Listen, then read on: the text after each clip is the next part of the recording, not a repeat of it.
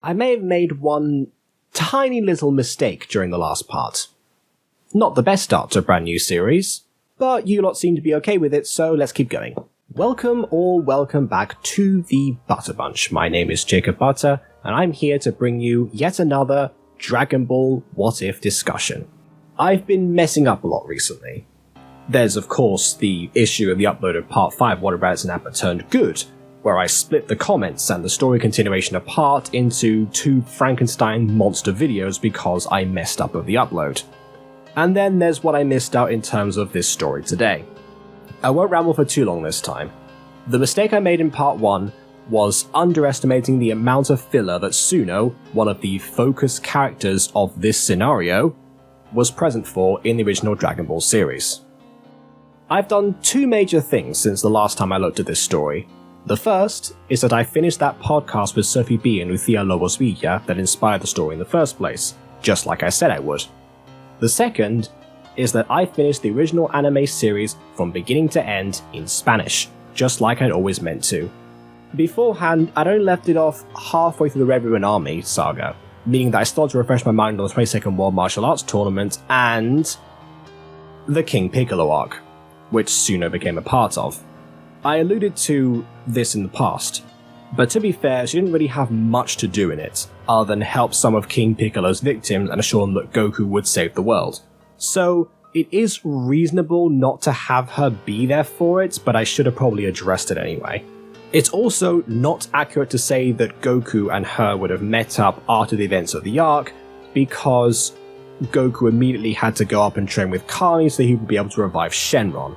Meaning that the whole part about them becoming better friends in those 3 years, yeah, that can't happen unfortunately. But Suno does watch Goku beat the Demon King on rerun news broadcasts, so at least she knows what happened and why he's not there. Bulma also made sure Goku was aware that Suno was waiting for him in West City, desperate to see him again, by which I mean the one time he came down asking where the power pole was at Kame House and, what was there. But where are my manners? How could I forget? There was a third thing I did between this part and the last. Read your comments. So yeah, fortunately, these comments aren't as plentiful as the What If Raditz and Nappa Turned Good series, so I think I'm okay reading all of them as of right now in this video here. Like for example, Bionixel Pyro just says, "Ooh, this seems pretty interesting," which I acknowledge, but I don't have anything to really say to apart from thanks, so thanks.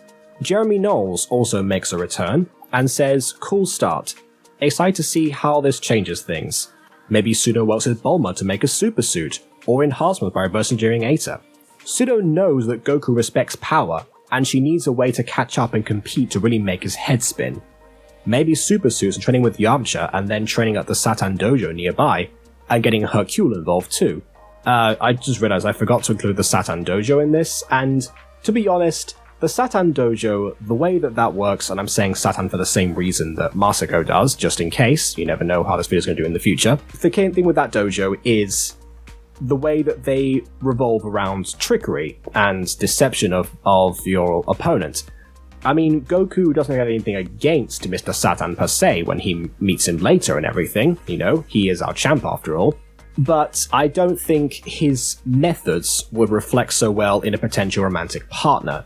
So, I think, yeah, I'll cast that aside for now. Maybe in future or something, but Suno's got a lot to do anyway in this, but I'll get to that later. Oh, speaking of Masako, Nicholas Johnson says, "You really remind me of Masako X," to which I just replied, "Good." Remix strategy! Remix strategy! Remix strategy! So, Cheese Lover Red was, of course, when I said last time that you guys were hopeless romantics, I'm expecting a few comments about that. And this one is kind of similar, because I mentioned Nappa and Marin, which actually was a mistake as well, another mistake in the last video, because I thought when we said Krillin's first girlfriend, the person was referring to Marin, not Mint from the original Dragon Ball series, who wasn't actually Krillin's girlfriends, let's be real. They kind of had crushes on each other, but they didn't really go anywhere. It's not like Krillin actually, dated her or did anything with her, so I don't know. But yeah, I didn't actually mean for Marin to end up with Nappa, so now people have the idea of Nappa and Marin, and I planted that seed in people's heads, so yeah, you're welcome for that one. Anyway, Cheeselover Red says, Mara would be Nappa's new Prince Vegeta. Lol. What if Raditz and Goku were triplets with another? Maybe a third brother or sister? So, yeah, okay, I've seen a couple of examples of, like, what if Raditz and Goku were twins, or, what if Gohan and Goten were twins and everything. And it's the thing, the way that I do certain what-ifs is that I like to do, like, some sort of, like, I don't usually, play around with time as much. Like, yes, in the future, I'm going to tackle, like, the future timelines and whatever, and that has been documented in the What If Piccolo Had a Son document since I started, because I spam wrote a bunch of those parts before I thought this was going to take off. But yeah, the way that I look at what-ifs a lot of the time, at least for me, the ones that I like to do, are the ones that have one simple change that spirals out of control. So, butterfly effect, like I said before, that's why I got into what-ifs. So, I'm sure that's an interesting thing to ponder as well, but I think like stuff like, what if Bardock and Gine had another child would be difficult to ponder, because, if Bardock and Gine had conceived a third child, that's one event that could drastically change something. Like, would the child be like in between Raditz and Kakarot, or would the child be older than Raditz? I don't think the child would be younger, because Gine would have died in pregnancy then. So when Planet Vegeta explodes, so that wouldn't work. But yeah, I might do that one in the future. I've got several other what-ifs lined up, but I will definitely try and keep that one in the back of my mind, just in case. And then Binexal Plyrex, who replies to this and says, oh, we thinking of what-ifs? I know. What if Goku mastered Super Saiyan Blue? And yeah, this is where I say, again, I'm still not very familiar with Dragon Ball Super. While I'm doing these what-ifs and like presenting this and everything, I am watching everything. Like, I've gone into Dragon Ball Z now, and I'm like a fifth way through of that, watching that again. So I'm going to do that, and then I'm going to go into tackling Super. So if it turns out that I get to like a point where the what-ifs that I do are going to catch up with the Super timeline, I will just put them on hiatus and then I'll wait. But yeah, until then, I'm going to try and look into like actual Super properly and make sure that I make myself much more familiar, because I don't want to do what I did on my main channel and tackle Dragon Ball proper before I was like really fully acquainted with like the minutiae of it, basically. So my solution to that probably will be consume more Masako as well as the series. I don't know, I'm not sure if I'm saying this name correctly, but just correct me if I'm wrong. Jakob Victor says, okay, I waited for more Piccolo's son or Good Boys Nappa and Raditz, but you have mine attention. Good, because I wasn't sure what a new scenario would kind of be like, because those two were kind of like, people were saying like, make part 6 of this, make part 5 of this. I was like, I want to do this new idea though. So I mean, I'm glad that you liked it. So what I'm going to do now is I'm doing like one of them after the other. So after this will be Piccolo Had a Son, then Raditz and Nappa again, and then more of this. So that's how I go. So you have plenty of time to post your ideas in the comments before I actually get to reading them and writing the script for the next part. Okay, Hazy Brush, coming again, one of the OGs. With this, I would see if they were to marry Goku would do it.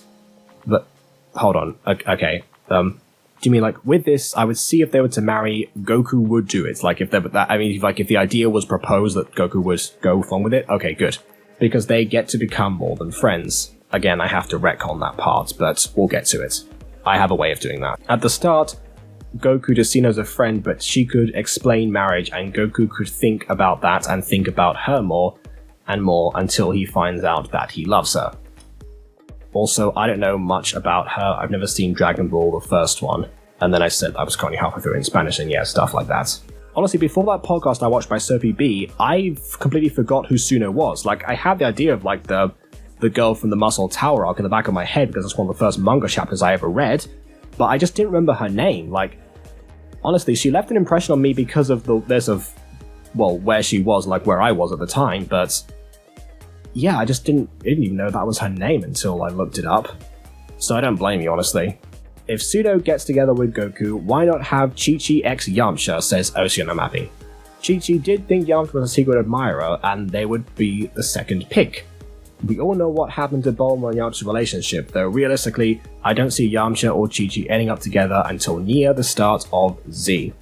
To which I reply with a bit awkward considering that Bulma's still dating Yamcha at the end of the Namek saga. So yeah, Yamcha did supposedly cheat on her and everything like that, so the relationship would kind of be falling apart by this stage, but that's to be addressed, honestly.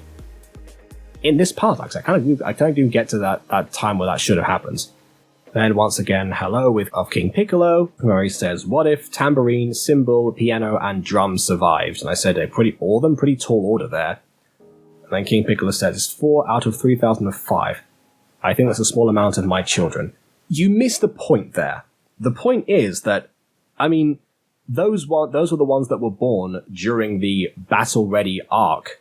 They all died in different scenarios. So once again, it's not really like one simple change or anything, or two in the case of Raditz and Nappa, you know? If they'd all survived, then the Dragon Team would definitely have not. And I don't think, you know, I mean, Goku certainly would have to have dealt with all of them, and Ten Shinhan as well. Okay, and then the last one is from Razakil Drukata, that says, I see. That explains why Dragon Ball does all the women folk dirty. That's in reference to the clip from the Toriyama interview that I found about Dr. Slump from 1983. From Gine to Chi-Chi, they're all housewived and benched because of that. I've always viewed both Gine and Chi-Chi as delusionals. Chi-Chi because he's removed from and non-compliant identities of the world she lives in, and also because Tiger Mom's only just Asian Karens. And Gine because everyone relegates her to denying her species' inborn tendencies fiercely, and aggressively trying to make her into a Chi-Chi-like background homemaker despite her same blood, so that she can be bench warmer.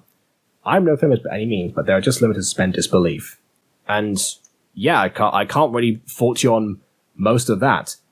I mean, to be fair, like Chi-Chi, like during like the Saiyan saga, I actually thought, you know what, she kind of makes sense in this regard. Like a couple of times where she's like, you know, she calls like the group karate bums in the Funimation dub and whatever. And yes, I'm watching that series in English now because I'm not consistent. But other than that, I at least kind of see, again, where she worries specifically, the way that she, like, the people don't want to break the news to her because of the reason, like, not because they're not going to get beaten up because, you know, that's her husband and kid. And yeah, it's like around the time when she's, like, recovering, while she's, like, as she's watching Goku recover in the hospital, where she's like, oh yeah, no, it's like, yeah, I don't like you anymore. I'm sorry, Chi-Chi.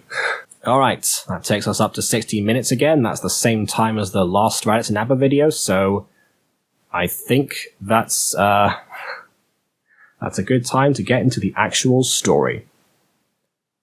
So, here we go. During the 3 years before the 23rd Tenkaichi Budokai, Suno continues to live in West City, hanging out in Capsule Corp, and even picking up an internship as she became old enough. Having seen Goku in his element once more, albeit through the TV, her desire to see him again and her admiration of him only strengthened. Knowing that her plan to wait for him in West City was essentially null and void now, and she only got to see him briefly during Bulma's birthday, Suno was determined to once again meet her love interest on his home turf. But for that, she had to learn martial arts. At first, she went to Yamcha, who showed her the basics in a comically clumsy way. He was no teacher, and was still sometimes iffy about hitting young girls. This arrangement clearly wasn't working out, and Yamcha eventually joins Krillin, Tenshinhan, and Chaozu in their training routine. You know, the part where Krillin actually meets Mint for that one episode, which left Suno with Bulma to help her out. And that's where an idea pops into the young scientist's head. Why don't they design a robot suit to increase her power and help her channel energy? It would be like that sci-fi show they watch in their off time. Besides, they had Aita around. He was proof the concept did work. So yes, I'm going with Jeremy Knowles' suggestion here of the robotic suit, but I'm going to add a twist to it.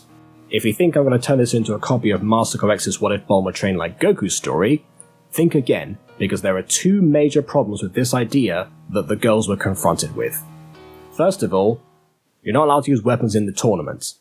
This robotic armor was not part of Suno's body, and thus would get her an immediate disqualification from the tournament. And secondly, Suno was getting older. Her body quickly outgrew the suit that they made for her, and it became practically useless. But Bulma wasn't quite done yet. She and Suno went back to the drawing board and decided to find something else to use. What if instead of using body armor, we use something like a suit? You know, that could pass as like an outfit or something? Bulma pondered this for a bit and agreed.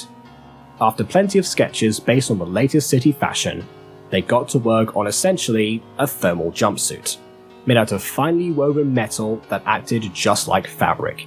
It could stretch when Suno grew, adapt to her frame, and conduct her stored energy through even finer wirings, wherever Suno focused on one spot. Technology and martial arts blended seamlessly. If you want something to compare this to, think of Ranch's Power Bow in Masako's What If Raditz Turned Good series. Except that this one uses basically normal energy from the body, because neither Bulma nor Suno understands how ki works. And so we skip forward in time to the 23rd Tenkaichi Budokai. Like before, Master Roshi, Oolong and Pois are first on the scene before Bulma herself shows up, this time with Suno. Roshi was impressed at how mature Bulma looked after 3 years, but was much more intrigued by the new young lady next to her. Ooh, Bulma forgot to warn Suno about Roshi. My eyes look red, I just realised. Fortunately, Bulma is quick enough to swat away the roaming hand of the old hermit, and then introduces Suno properly to her friends. I've met Poor before, but it's a pleasure to meet you, Master Roshi. And you must be Oolong. I've heard about you as well. Oolong blushes at the remark. Well, my reputation precedes me. It sure does. She turns to Bulma and they giggle to themselves. As you can imagine, Bulma didn't give Oolong exactly a positive review. After that, Suno signs up for the tournament and the lost balloon incident happens. Suno offers to get it back from the tree herself, but she's even shorter than Bulma, so she has less success. And thus it is still the mysterious young stranger who retrieves it, who turns out to be... Goku? Suno recognized him at once, even when nobody else could. He was so grown up, and so close to her finally, after all this time. It was like falling in love all over again. Everyone else was shocked. This was indeed Goku. No longer the kid they'd known, except for still as dumb as ever. Remember the lipstick incident. Of course, the 4 other fighters get there just in time, and Suno gets to reunite with Yamcha. The competing brackets the following day looked pretty similar to how they did before. Chaozu still used his telekinesis to put everyone apart from each other in the preliminaries, which unfortunately left him to face Cyborg Tao, which goes as poorly as it did originally. But not long after that, Suno has her own final fight to worry about, against Chi-Chi. Chi-Chi hadn't gone up to Goku as he did in the original because at the time he was conversing with Suno, who had barely left his sight since the reunion. After all, those two had the most catch-up to do out of anyone. Krillin had been slightly annoyed at this, but even he knew the real reason Suno was hogging Goku to herself. He let the, hopefully, lovebirds be. The first proper time anyone in the group clasped eyes on Chi-Chi now that she was all grown up was during this last fight of Suno's bracket. The referee signals, and the match begins. The two women get into their defense poses and eye each other down. Chi-Chi's stare is much more malicious for obvious reasons, and she is the first to attack. Suno blocks her opponent's many strikes, unprepared to match Chi-Chi's ferocity. Chi-Chi lets out a roar as she keeps trying to land a proper blow on Suno, but she eventually jumps back to catch her breath. For some reason also, her hands and feet have become particularly sore, as if she just spent the last 20 seconds attacking herself. Suno noticed this, and also that the spots on her jumpsuit that had blocked Chi-Chi's blows were faintly glowing, just like they did when she focused her energy there. That's when it clicked. The wires in the suit absorbed energy, but they didn't distinguish where it came from. Well, aren't you going to attack me? Yeah, here I go. Here I go. Look out, I'm gonna kick your butt. She launches herself at Chi-Chi, preparing to swat her away. Chi-Chi tries to counter with her own block, but all the energy released in the opposite direction and she was flung out of the ring. Suno is declared the winner. Chi-Chi looks back into the ring as she gets up, her face full of sadness. Suno looks back at her as she turns away, and decides to go over to congratulate her on a great fight. Chi-Chi just looks back at her as well, and then at Goku, who is cheering for his friends.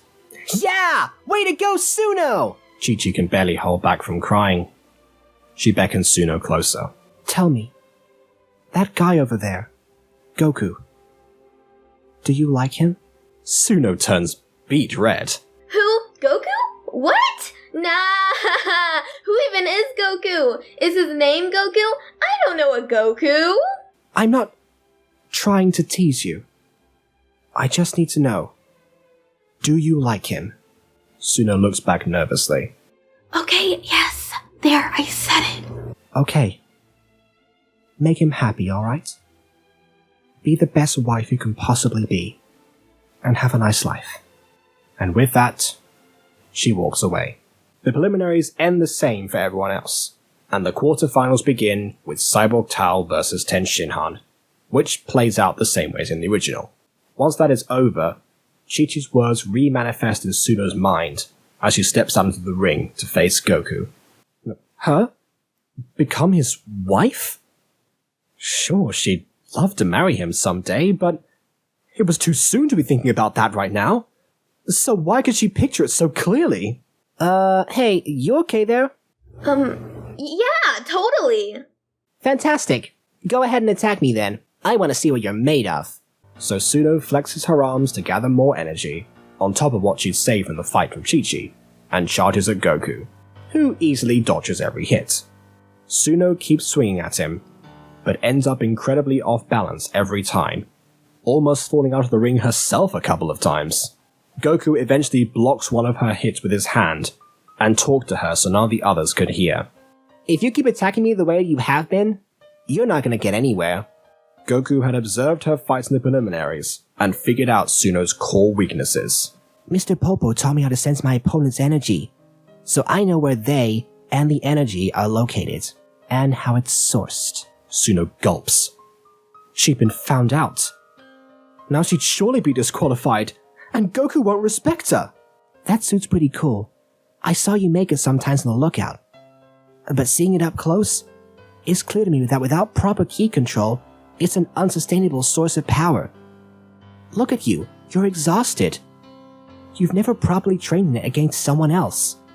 And unless I attack you directly, you've got nowhere to draw energy from other than your own muscles. Keep that up, and your body will give out. Too little, too late. Suno falls to her knees, exhausted. Goku crouches to her level, reassuring her that despite everything, she has incredible power and should be really proud of herself. Suno blushes and thanks Goku. She then turns to the announcer and gives up the fight. Afterwards, she asks Goku if maybe when the tournament's over they could, hang out for a bit. Maybe go on a date? Goku then whispers to Krillin to tell him what a date is. Krillin explains and encourages him to say yes. Goku agrees, because one of the details that Krillin brought up was food. Yeah, that sealed the deal. And so, Goku advances on like he usually would, playing the mentor role in his fight with Ten Shinhan as well. It seemed like this was just what he did now, point out other people's weaknesses. To be fair, it's a very anime thing to do. As expected, the ordeal with Hiro, or Shen, depending on a dub preference, and the Marfu bar ends the same way, and Kami is sealed in his own rice cooker, meaning that Piccolo advances to the final. His and Goku's fight also plays out the same as the original. The only difference is that when Piccolo destroys the arena, Suno has recovered thanks to a sensu bean from Yamcha, and shields the others from the blast, covering only her face so the jumpsuit will absorb everything. The others are awestruck, and would normally question this were it not for the continuing fight. The exception to this is Chi-Chi, who was in the process of leaving, and therefore, a little further away, she receives an indirect hit, and just before she passes out, she sees Suno's clothes sparking with a new energy, almost glowing. Did she cheat?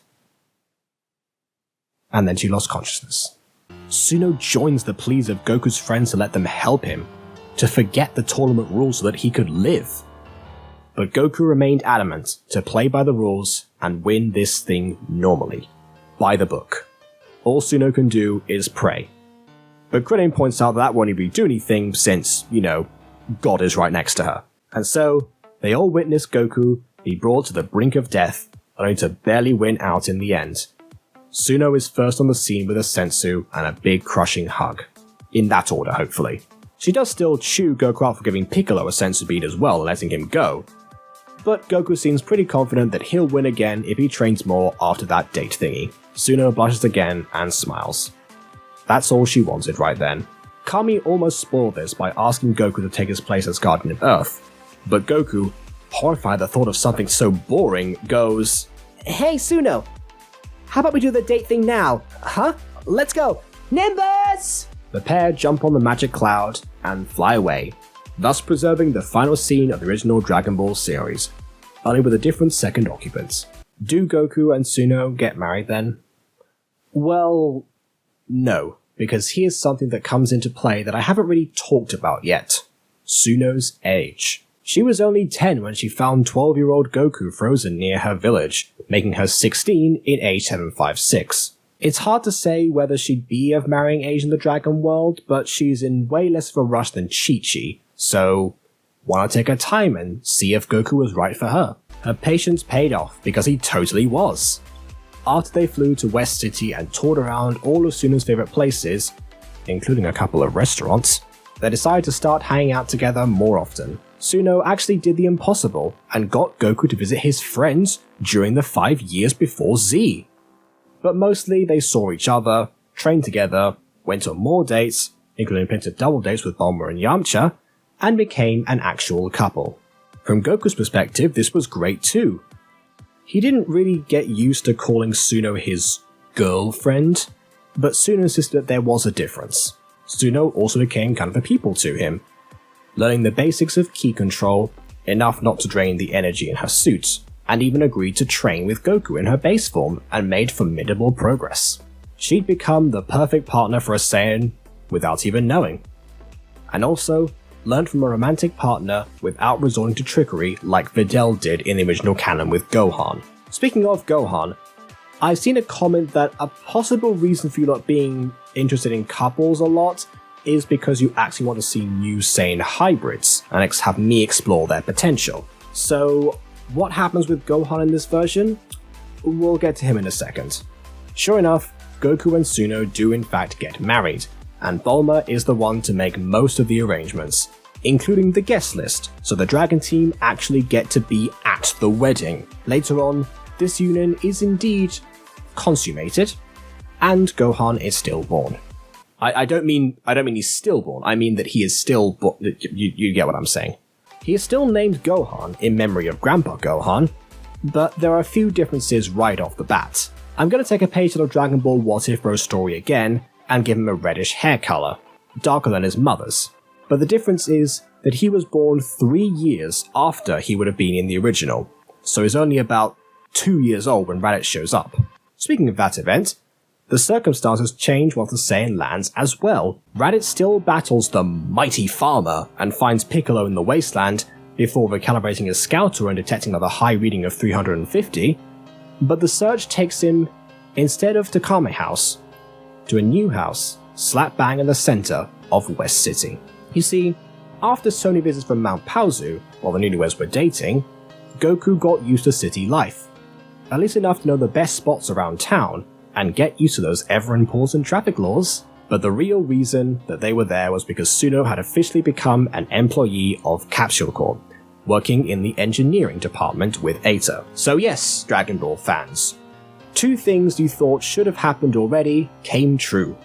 Bulma is indeed giving the Son family money, and the family has a stable income at the same time, as well as access to the best training facilities outside of the lookout. It was a win, win, win. That is until... you get the idea. Raditz shows up outside the Son family's house and hovers menacingly outside, waiting to be noticed. But no one's really around to see anything for one simple reason. You see, I decided to look at the world map of Dragon Ball. After consulting several images to verify if they matched, including this one posted anonymously to Inga, I discovered that Kame House and West City are on the other side of the planet from each other, meaning that when it's daytime in the former, it should be nighttime in the latter. Kakarot! I know you're in there! Come out and face me! You have a lot to answer for! Raditz continued to shout while baby Gohan started crying due to being woken up. This in turn wakes both of his parents up. It was Goku's turn to check on the baby, so Suno got the pleasure of yelling outside to the disturbing stranger. Hey!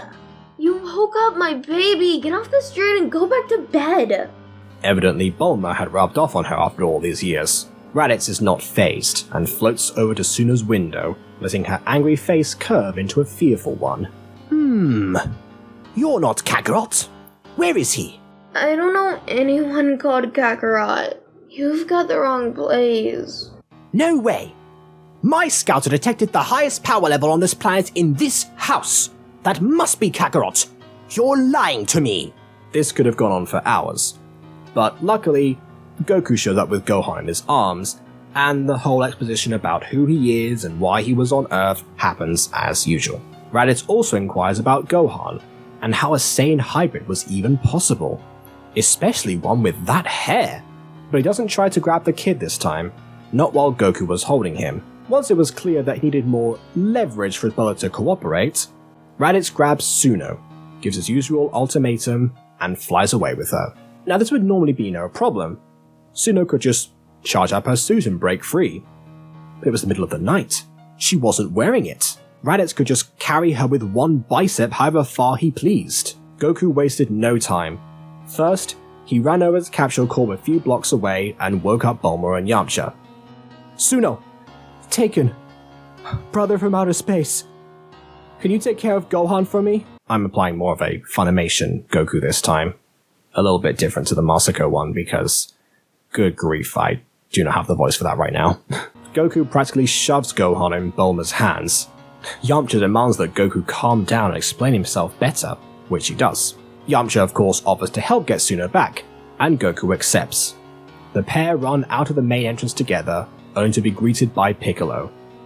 Again, that exchange goes mostly as before, and the temporary alliance is called. Raditz is waiting just outside the city, figuring he would give Kakarot less time than normal because of how many beings were in such a densely populated area. He's of course disappointed that his brother showed up empty-handed, but pleased that he brought a human and a Namekian to die alongside him. Wait, Namekian? Is that what I am? After that whole thing gets cleared up, the four of them enter a fight. Suno also jumps in, and Raditz is quickly struggling to keep up with all of them. They're all in the 200s, 300s in terms of power, at least until Goku and Piccolo take off their weighted clothing and go up to 408 and 450. Goku here is slightly stronger thanks to training so much with Yamcha and Suno. But yeah, despite these relatively low levels, Raditz is having issues with the tag team trio plus Piccolo, working with surprising synchronicity. This time, it's Yamcha who grabbed Raditz by the tail, and he's not about to be persuaded to let go like Goku was. Piccolo readies a special beam cannon. Raditz tries to escape, but he has no luck.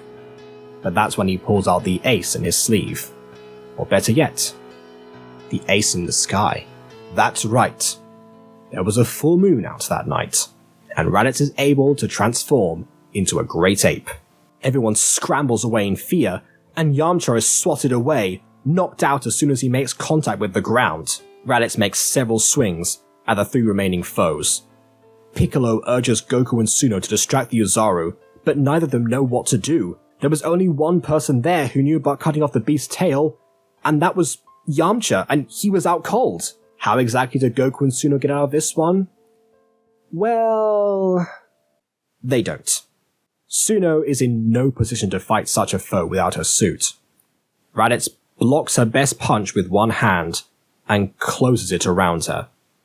Goku tries to pry the giant fist open, but Raditz picks him up with the other. With one motion, he crushes both of them. They cannot escape their fate. Piccolo, meanwhile, fires a special beam cannon, which is enough to injure Raditz considerably, but not be lethal like in the original. This gives him a chance to escape and fight another day, and also blow up the moon as safety precaution later. Bulma and Eta arrive on the scene after the chaos ended. Raditz has gone to wreak havoc in the city by then. She manages to wake up Yamcha, but Goku and Suno don't respond. Eta checks their vital signs. Both dead, laying together after the epic battle. But what's this? Their bodies fade away.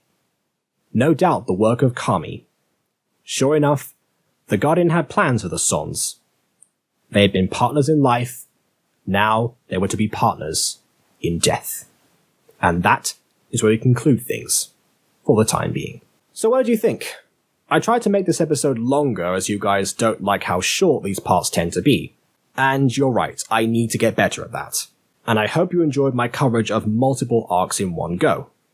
Sorry again for the issue with the last part of the Raditz and Nappa story. It won't happen again. And also, thanks to Emma for providing the voice of Suno once again. I hope that is all the mistakes corrected, so we can get back to business, because it's Guzhang's turn next. But before any of that, let me know what you thought by means of liking or disliking and leaving your comments on where the discussion could go. I'll see you all soon enough for another Butter Bunch video. Toodle pip.